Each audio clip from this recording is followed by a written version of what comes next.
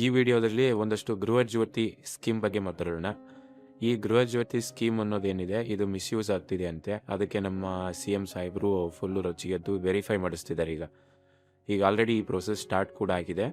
ನಿಮ್ಗೆ ಈಗಾಗಲೇ ಗೊತ್ತು, ಈ ಗೃಹ ಜ್ಯೋತಿ ಯೋಜನೆಯಲ್ಲಿ ಕರ್ನಾಟಕ ಸರ್ಕಾರದಿಂದ ಒಂದು ಮನೆಗೆ 200 ಯೂನಿಟ್ವರೆಗೆ ಉಚಿತ ಫ್ರೀಯಾಗಿ ವಿದ್ಯುತ್ತನ್ನು ನೀಡಲಾಗ್ತಿತ್ತು. ಇವಾಗಲೂ ಕೂಡ ಕಂಟಿನ್ಯೂ ಇದೆ ಅದು. ಮತ್ತು ಅದಕ್ಕೆ ಒಂದಷ್ಟು ಕಂಡೀಷನ್ಗಳು ಆಧಾರದ ಮೇಲೆ ಈ ಫ್ರೀ ವಿದ್ಯುತ್ ಅನ್ನೋದು ಕೊಡ್ತಾ ಇದ್ರು. ಆ್ಯಂಡ್ ಪ್ರತಿ ಮನೆಗೂ ಈ ಉಚಿತ ಯೂನಿಟ್ ಅಂತ ಏನಿದೆ ಬೇರೆ ಬೇರೆ ರೀತಿಯಲ್ಲಿ ಕೊಡ್ತಾ ಇದ್ರು. ಅಂದರೆ ಎಲ್ಲರಿಗೂ ಒಂದೇ ಸ್ಟ್ಯಾಂಡರ್ಡ್ ಯೂನಿಟ್ ಕೊಡ್ತಾ ಇಲ್ಲ. ಯಾಕಂದರೆ ಈ ಸ್ಕೀಮ್ ಸ್ಟಾರ್ಟ್ ಮಾಡೋದಕ್ಕಿಂತ ಮುಂಚೆ ಅವರೊಂದು ಸ್ಕೀಮ್ನ ಅಡಾಪ್ಟ್ ಮಾಡ್ಕೊಂಡಿದ್ದಾರೆ. ಸೊ ಈ ಸ್ಕೀಮ್ ಸ್ಟಾರ್ಟ್ ಆಗೋಕ್ಕಿಂತ ಹಿಂದಿನ ವರ್ಷ ಅವ್ರದ್ದು ಏನು ಬಳಕೆ ಇತ್ತು, ಪ್ರತಿ ಮನೆದ ಬಳಕೆ ಏನಿತ್ತು ಅದರ ಸರಾಸರಿ ಲೆಕ್ಕ ತಗೊಂಡು ಏನೇನೋ ಒಂದಿಷ್ಟು ಜುಗಾಡ್ ಮಾಡಿ ಎಲ್ಲರಿಗೂ ಒಂದಷ್ಟು ಫ್ರೀ ಯೂನಿಟ್ ವಿದ್ಯುತ್ ಫ್ರೀ ಸಿಗ್ತಾ ಇದೆ ಮತ್ತು ಇವಾಗಲೂ ಕೂಡ ನಡೀತಾ ಇದೆ. ಸೊ ಅದನ್ನು ರಿವೆರಿಫೈ ಮಾಡಿಸ್ತಿದ್ದಾರೆ. ಆದರೆ ಈಗ ಏನೇನೋ ಒಂದಷ್ಟು ಕಾರಣ ಹೇಳಿ ಅದಕ್ಕೆ ಕತ್ರಿ ಹಾಕುವಂಥ ಕೆಲಸ ನಡೀತಾ ಇದೆ.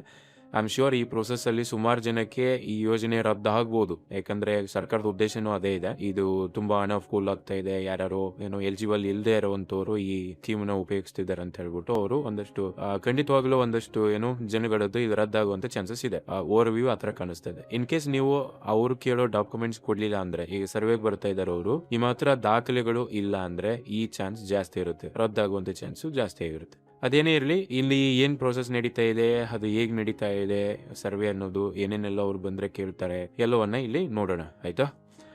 ಈಗ ಹೊಸ CM ಬಂದಿದ್ದಾರೆ DK ಶಿವಕುಮಾರ್. ಅವರು ಬಂದಾಗಿಂದ ಕೊಡ್ತಿರೋ ಎಲ್ಲ ಬಿಟ್ಟಿ ಭಾಗಿಗಳನ್ನು ಅಂದರೆ ಎಲ್ಲ ಸ್ಕೀಮ್ಗಳನ್ನು ವೆರಿಫೈ ಮಾಡಿಸ್ತಿದ್ದಾರೆ.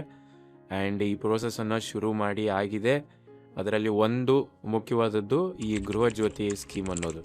ಯಾರೆಲ್ಲ ಇದುವರೆಗೂ ಗೃಹ ಜ್ಯೋತಿ ಸ್ಕೀಮ್ನ ಬೆನಿಫಿಟ್ ತಗೋತಾ ಇದ್ದಾರೋ, ಫ್ರೀಯಾಗಿ ನಿಮ್ಮ ವಿದ್ಯುತ್ ಬಿಲ್ 0 ಬರ್ತಾ ಇತ್ತು ಅಥವಾ ಅದರಲ್ಲಿ ಒಂದಷ್ಟು ಯೂನಿಟ್ಸ್ಗಳನ್ನು ಫ್ರೀ ಕೊಡ್ತಾ ಇದ್ರು, ಈಗ ನಿಮ್ಮನ್ನು ಮತ್ತೊಮ್ಮೆ ರಿವೆರಿಫೈ ಮಾಡ್ತಾರೆ. ನಿಮ್ಮದು ಯಾವ ಎಲೆಕ್ಟ್ರಿಸಿಟಿ ಬೋರ್ಡ್ ಇರುತ್ತದೆಯೋ, ಉದಾಹರಣೆಗೆ ಗುಲ್ಬರ್ಗದಲ್ಲಿ ಜೆಸ್ಕಾಮ್ ಇದೆ, ಬೆಂಗಳೂರಲ್ಲಿ ಬೆಸ್ಕಾಮ್ ಇದೆ, ಹುಬ್ಬಳ್ಳಿಯಲ್ಲಿ ಎಸ್ಕಾಮ್ ಅಂತಿದೆ, ಮೈಸೂರಲ್ಲಿ ಮೆಸ್ಕಾಮ್ ಅಂತಿದೆ. ಆಯಾ ಡಿಪಾರ್ಟ್ಮೆಂಟ್ ಅವರು ನಿಮಗೇನು ವಿದ್ಯುತ್ ಬಿಲ್ಲನ್ನು ಕೊಡೋಕೆ ಬರ್ತಾರಲ್ಲ, ಸೊ ಅವರು ಆ ಸ್ಟಾಫ್ಗಳ ಮುಖಾಂತರನೇ ಈ ಸರ್ವೆ ಮಾಡಿಸ್ತಿದ್ದಾರೆ.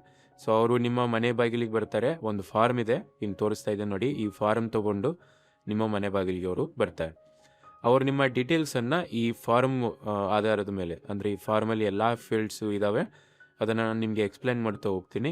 ಈ ಎಲ್ಲ ಡೀಟೇಲ್ಸ್ಗೆ ಒಂದಿಷ್ಟು ಸಪೋರ್ಟಿಂಗ್ ಡಾಕ್ಯುಮೆಂಟ್ಸ್ ಇದೆ, ಅದನ್ನು ಕೂಡ ನೀವು ಎತ್ತಿಟ್ಕೊಡಿ, ನಿಮಗೆ ಗೊತ್ತಾಗುತ್ತೆ. ಈಗ ನಾನು ಎಕ್ಸ್ಪ್ಲೇನ್ ಮಾಡ್ತೀನಿ, ಓಕೆ. ಸೊ ಎಲ್ಲವನ್ನು ಫಿಲ್ ಮಾಡಿ, ಅಥವಾ ನೀವು ಅವರು ಸರಿಯಾಗಿ ಫಿಲ್ ಮಾಡ್ತಿದ್ದಾರೋ ಅಂತ ನೀವು ಕ್ರಾಸ್ ಚೆಕ್ ಮಾಡ್ಕೋಬೋದು. ಫಿಲ್ಅಪ್ ಮಾಡಿ ವೆರಿಫೈ ಮಾಡ್ತಾರೆ. ಮತ್ತು ಫಾರ್ಮಲ್ಲಿ ಏನೇನಿರುತ್ತೆ, ನೀವು ಏನೇನು ಡಾಕ್ಯುಮೆಂಟ್ಸನ್ನು ಕೊಡಬೇಕು, ಇಲ್ಲಿ ಎಲ್ಲ ನಿಮಗೆ ಕಾಣಿಸ್ತಾ ಇದೆ ಸ್ಕ್ರೀನ್ ಮೇಲೆ. ಈಗ ನೀವು ಸ್ಕ್ರೀನ್ ಮೇಲೆ ನೋಡ್ತಿದ್ದೀರಲ್ಲ, ಈ ಫಾರ್ಮನ್ನು ಅವರು ತೊಗೊಂಡು ಬರ್ತಾರೆ. ಮೊದಲು ನೀವು ರೈಟ್ ಸೈಡಲ್ಲಿ ಕಾಣಿಸ್ತಾ ಇದೆಯಲ್ಲ, ಇಲ್ಲೊಂದು ಫೋಟೋ ಹಚ್ಬೇಕು. ನೀವು ಯಾರು ಬೆನಿಫಿಟ್ ತೊಗೊಳ್ತಾ ಇದ್ದೀರಾ ಅವ್ರ ಫೋಟೋನ ನೀವು ಹಂಚ್ಬೇಕಾಗುತ್ತೆ ಇಲ್ಲಿ. ಹಾಗಾಗಿ ಒಂದು ಫೋಟೋನ ಎತ್ತಿಟ್ಕೊಳ್ಳಿ, ಸೇಫರ್ ಸೈಡ್, ಯಾಕಂದರೆ ಅವ್ರು ಬಂದಾಗ ಹುಡುಕ್ತಾ ಕೂರಬೇಡಿ. ಆಮೇಲೆ ಕೆಳಗೆ ನೀವು ನೋಡಿದರೆ ನೇಮ್ ಆಫ್ ದಿ ಎಸ್ಕಾಮ್ ಅಂತಿದೆ, ಜೆಸ್ಕಾಮ್, ಹೆಸ್ಕಾಮ್, ಯಾವ ಎಲೆಕ್ಟ್ರಿಸಿಟಿ ಬೋರ್ಡ್ ಇದೆಯಲ್ಲ ಅದನ್ನು ಇದೆಲ್ಲ ಅವರೇ ಫಿಲ್ಅಪ್ ಮಾಡ್ತಾರೆ. ಇನ್ ಕೇಸ್ ನಿಮಗೆ ಕೆಲವೊಬ್ರು ಕೊಡೋ ಸಾಧ್ಯತೆ ಇದೆ, ಅಥವಾ ಅವರು ಸರಿಯಾಗಿ ಫಿಲ್ ಮಾಡ್ತಿದ್ದಾರೆ ಅಂತ ನೀವು ಕ್ರಾಸ್ ವೆರಿಫೈ ಮಾಡ್ಕೋಬೋದು, ಓಕೆ. ನಿಮ್ಮ ಎಲೆಕ್ಟ್ರಿಸಿಟಿ ಬೋರ್ಡ್ ಏನಿದೆ ಅದನ್ನು ಇಲ್ಲಿ ಎಂಟ್ರಿ ಮಾಡ್ತಾರೆ. ಅದ್ರ ಕೆಳಗೆ ಅಕೌಂಟ್ ID ಅಂತಿದೆ, ನಿಮ್ಮ ಎಲೆಕ್ಟ್ರಿಸಿಟಿ ಬಿಲ್ ಕೊಡ್ತಾರಲ್ಲ ಅದರಲ್ಲಿ ನಿಮಗೆ ಈ ID ಎಲ್ಲ ಸಿಗುತ್ತೆ. ಎಲೆಕ್ಟ್ರಿಸಿಟಿ ಅಕೌಂಟ್ ID ನಿಮ್ಮ ಬಿಲ್ ಅಲ್ಲಿ ಏನು ಬರುತ್ತೆ, ಸೊ ಅದನ್ನು ನೋಡಿ ಇಲ್ಲಿ ಬರೀಬೇಕು, ಮತ್ತು ಅವರು ಬರೆದು ಕೊಡ್ತಾರೆ. ನಿಮ್ಮ ಆಧಾರ್ ಕಾರ್ಡ್ ನಂಬರ್ ಸರಿಯಾಗಿ ಇಲ್ಲಿ ನೋಂದಣಿ ಮಾಡಬೇಕು. ಯಾರು ಅಪ್ಲೈ ಮಾಡ್ತಿದ್ದೀರೋ ಅವ್ರದ್ದು, ಯಾರು ಬೆನಿಫಿಟ್ ತೊಗೊಳ್ತಿದ್ದಾರಲ್ಲ ಅವ್ರದ್ದು. ಬಾಡಿಗೆದಾರರಾಗಿದ್ದರೆ ಬಾಡಿಗೆದಾರರೇ ಆಧಾರ್ ಕಾರ್ಡ್ ನಂಬರನ್ನು ಕೊಡ್ಬೋದು. ಅದರ ಕೆಳಗೆ ಆಧಾರ್ ಕಾರ್ಡ್ ನೇಮ್ ಅದರಲ್ಲಿರೋ ಥರ ಹೇಗಿದೆಯೋ ಹಾಗೆಯೇ ಅವರು ನಮೂದಿಸಬೇಕಾಗುತ್ತೆ. ಅದರ ಕೆಳಗೆ ಗೃಹ ಜ್ಯೋತಿ ಸ್ಕೀಮ್ಗೆ ರಿಜಿಸ್ಟರ್ಡ್ ನೀವು ಯಾವುದು ಮಾಡಿದ್ದೀರೋ ಆ ಮೊಬೈಲ್ ನಂಬರನ್ನು ಕೊಡಬೇಕಾಗುತ್ತೆ. ಅದರಲ್ಲಿರೋದನ್ನೇ ಆಧಾರ್ ಯಾವ್ದು ಅಟ್ಯಾಚ್ ಆಗಿದೆ ಅದೇ ನಂಬರ್ ಕೊಟ್ಟರೆ ಇನ್ನೂ ಒಳ್ಳೆಯದು. ತದನಂತರ ಅದ್ರ ಕೆಳಗೆ ನೀವು ಓನರ್ ಆಗಿದ್ದೀರಾ ಅಥವಾ ಬಾಡಿಗೆದಾರರಿದ್ದೀರಾ ಅನ್ನೋದನ್ನು ಕೂಡ ಸರಿಯಾದ ಬಾಕ್ಸನ್ನು ಟಿಕ್ ಮಾಡಿರಿ. ಇಲ್ಲಿ ನೀವು ಮೆನ್ಷನ್ ಮಾಡಬೇಕು ಏನು ಅಂದರೆ, ನಿಮಗೆ ರೇಷನ್ ಕಾರ್ಡ್ ಇದೆಯಾ ಇಲ್ವಾ, APL ಅಥವಾ BPL ಅಥವಾ ರೇಷನ್ ಕಾರ್ಡೇ ಇಲ್ವಾ ನಿಮಗೆ, ಅದನ್ನು ಸರಿಯಾಗಿ ಟಿಕ್ ಮಾಡೋಕ್ಕೆ ಹೇಳಿ. ಒಂದು ವೇಳೆ BPL ರೇಷನ್ ಕಾರ್ಡ್ ಇದ್ದರೆ ಅದರ ನಂಬರನ್ನು ಕೂಡ ಹಾಕಬೇಕಾಗುತ್ತೆ. ಈಗ ಯಾವುದೇ ನೀವು ಕಾರ್ಡ್ ಇದ್ದರೆ ಅದಕ್ಕೊಂದು ನಂಬರ್ ಇರುತ್ತೆ, ಅದನ್ನು ಇಲ್ಲೇ ನಮೂದನೆ ಮಾಡಿ. ಅದರ ನಂತರ 8ನೇ ಪಾಯಿಂಟ್ ನೋಡಿ, are you a registered voter of Karnataka ಅಂತ ಕೇಳ್ತಿದ್ದಾರೆ. ಅಂದರೆ ಇದೇ ರಾಜ್ಯದಲ್ಲಿ ನಿಮ್ಮ ವೋಟಿಂಗ್ ಇದೆಯಾ ಅಂತ. ಸೊ ಇದು ತುಂಬ ಇಂಪಾರ್ಟೆಂಟ್, ಯಾಕಂದರೆ ಬೇರೆ ರಾಜ್ಯದವರು ಈ ಸ್ಕೀಮ್ನ ಯೂಸ್ ಮಾಡ್ತಿದ್ದಾರೆ ಅನ್ನೋವಂಥ ಕಂಪ್ಲೇಂಟ್ ಇದೆ. ಹಾಗಾಗಿ ಇದನ್ನ ಕರ್ನಾಟಕದಲ್ಲಿ ವೋಟ್ ಮಾಡ್ತಿರೋರಾದರೆ ಇದನ್ನು ಸರಿಯಾಗಿ ನಮೂದನೆ ಮಾಡಿಸಿ, ಇಲ್ಲ ಅಂದರೆ ಹೊರ ರಾಜ್ಯದವರಾದರೆ ಅಕಾರ್ಡಿಂಗ್ಲಿ ಹೊರ ರಾಜ್ಯದವರು ಅಂತ ಟಿಕ್ ಮಾಡಲಿ. ಬಹುಶಃ SIR ಪ್ರೊಸೆಸ್ ಕೂಡ ಈಗ ನಡೀತಾ ಇದೆ. SIR ಬೆನಿಫಿಟಲ್ಲಿ ನೀವೇನಾದರೂ ನೋಂದಣಿ ಮಾಡ್ಕೊಳ್ಳಿಲ್ಲ ಅಂತಂದರೆ ಈ ಸ್ಕೀಮ್ ಕಟ್ ಆಗುವಂಥ ಚಾನ್ಸಸ್ ಜಾಸ್ತಿ ಇದೆ. ಒಂದು ವೇಳೆ ನೀವು ರಿಜಿಸ್ಟರ್ ವೋಟರ್ ಆಫ್ ಕರ್ನಾಟಕ ಆಗಿದ್ದರೆ, ಅಂದರೆ ನಾನು ಹೇಳಿದ್ನಲ್ಲ ಎಸ್ ಅಂತ ಟಿಕ್ ಮಾಡಿ, ಬೇರೆ ರಾಜ್ಯದವರಾಗಿದ್ದರೆ ವೋಟರ್ ID ಕಾರ್ಡ್ ಇಲ್ದಿದ್ರೆ ನೋ ಅಂತ ಮಾಡಿ. ನಂತರ ಅದ್ರ ಕೆಳಗೆ ಬೆನಿಫಿಷಿಯರಿ ಕ್ಯಾಟಗರಿ ನೀವು ಬರೀಬೇಕಾಗುತ್ತೆ. ನಿಮ್ದು ಯಾವುದು ಇದು ಯಾಕೆ ಕೇಳ್ತಿದ್ದಾರೋ ಗೊತ್ತಿಲ್ಲ, ಜಾತಿನ SC ST OBC minority others ಯಾವುದಿದೆಯೋ ಅದು ನಿಮಗೆ ಇಲ್ಲಿ ಟಿಕ್ ಮಾಡಿ.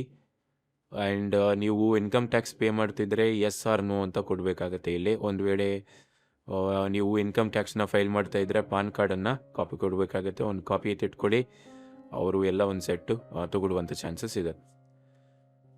ಇದಾದಮೇಲೆ ಅದ್ರ ಕೆಳಗಡೆ ನೀವು ನೋಡಿ ಏನು ಕೆಲಸ ಮಾಡ್ತಿದ್ದೀರಾ ಅಂತ, ನೀವು ಯಾವ ಜಾಬಲ್ಲಿದ್ದೀರಾ, ಪ್ರೈವೇಟ್ ಜಾಬಾ, ಗೌರ್ಮೆಂಟ್ ಜಾಬಾ, ಅಥವಾ ಸೆಲ್ಫ್ ಎಂಪ್ಲಾಯ್ಮೆಂಟ್ ಇದ್ದೀರಾ, ಟೀಚರ್ ಇದ್ದೀರಾ, ಇದೆಲ್ಲ ಒಂದಿಷ್ಟಿದೆ.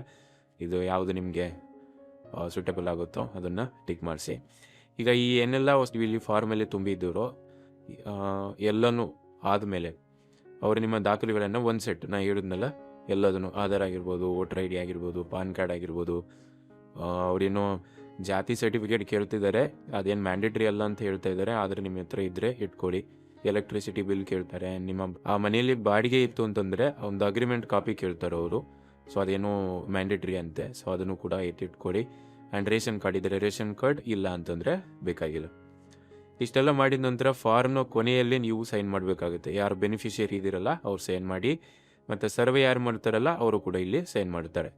ಸೊ ಇಷ್ಟಕ್ಕೆ ನಿಮ್ಮ ಫಾರ್ಮ್ ತುಂಬುವಂಥ ಕೆಲಸ ಮುಗೀತು.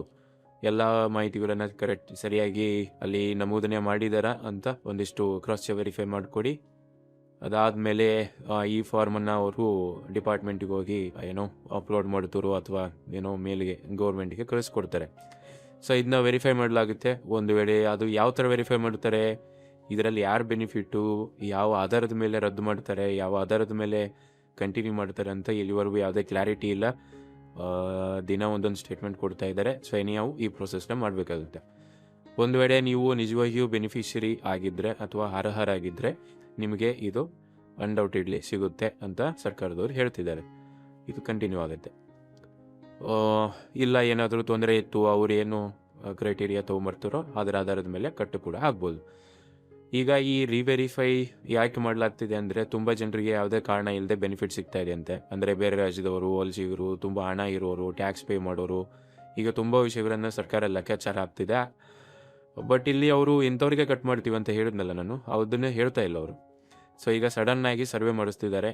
ಇದೆಲ್ಲ ಯೋಚನೆಗಳಿದೆ ಸರ್ಕಾರಕ್ಕೆ. ಖಂಡಿತ ಎಲ್ರಿಗೂ ಮುಂಚೆ ಥರ ಕೊಡೋ ಹಾಗೆ ಸರ್ಕಾರ ಕೊಡೋ ಥರ ಕಾಣಿಸ್ತಾ ಇಲ್ಲ. ಮುಂಚೆ ಥರ ಹೇಗೆ ಸಿಗ್ತಿತ್ತು ಹಾಗೆ ಯಾವುದೇ ಕಂಡೀಷನ್ ಇಲ್ಲದೆ ಕೊಡೋ ಥರ ಕಾಣಿಸ್ತಾ ಇಲ್ಲ ಅಂತ. ಕರ್ನಾಟಕ ಸರ್ಕಾರ ಈಗ ಏನು ಹೇಳುತ್ತೆ ಅಂದರೆ, ಯಾರಿಗೆ ಅಗತ್ಯ ಇದೆಯೋ ಅವರಿಗೆ ಮಾತ್ರ ಮೋಸ ಆಗೋದಿಲ್ಲ, ಅವರಿಗೆ ಕಂಟಿನ್ಯೂ ಆಗುತ್ತೆ ಅಂತ ಹೇಳ್ತಿದ್ದಾರೆ. ಎಷ್ಟು ಮಟ್ಟಿಗೆ ಇದಕ್ಕೆ ನ್ಯಾಯ ಒದಗಿಸ್ತಾರೋ ನೋಡೋಣ. ಇಲ್ಲಿ ವಿಷಯ ಏನು ಅಂದರೆ, ಯಾರು ನಿಜವಾದ ಬೆನಿಫಿಷಿಯರಿ ಇದ್ದಾರಲ್ಲ ಅವರು ತುಂಬ ಪರದಾಡಬೇಕಾಗಿದೆ ಇಲ್ಲಿ. ಯಾಕಂದರೆ ಇಲ್ಲೆಲ್ಲ ಸರ್ಕಸ್ ಮಾಡಬೇಕು, ಡೀಟೇಲ್ಸನ್ನು ಕಳಿಸ್ಕೊಡ್ಬೇಕು, ಮತ್ತು ರಿವೆರಿಫೈ ಆಗುತ್ತೆ. ಅಲ್ಲಿ ಏನಾದರೂ ಸಮಸ್ಯೆ ಇದ್ದರೆ ಮತ್ತೆ ಯಾರನ್ನ ಕಾಂಟ್ಯಾಕ್ಟ್ ಮಾಡಬೇಕು ಏನು ಐಡಿಯಾ ಇಲ್ಲ ಇದರಲ್ಲಿ. ಇದ್ರ ಜೊತೆಗೆ ಇನ್ನೊಂದು, ನಿಮಗೆ ನೀವು ಪ್ರೊಸೆಸ್ನ ಕಂಪ್ಲೀಟ್ ಮಾಡಿ ಎಲ್ಲ ಡಾಕ್ಯುಮೆಂಟ್ಸನ್ನು ಕೊಡಿ. ಸೊ ದಟ್ ನಿಮಗೆ ಕಂಟಿನ್ಯೂ ಆಗೋಂಥ ಚಾನ್ಸಸ್ ಜಾಸ್ತಿ ಇರುತ್ತೆ. ನೋಡ್ಕೊಳ್ಳಿ, ಅವರಿಗೆ ಕೋಆಪ್ರೇಟ್ ಮಾಡಿ ಆ್ಯಂಡ್ ಎಲ್ಲ ಡಾಕ್ಯುಮೆಂಟ್ಸನ್ನು ಕೊಡಿ. ಇದು ಬಿಟ್ಟರೆ ಬೇರೆ ದಾರಿ ಇಲ್ಲ.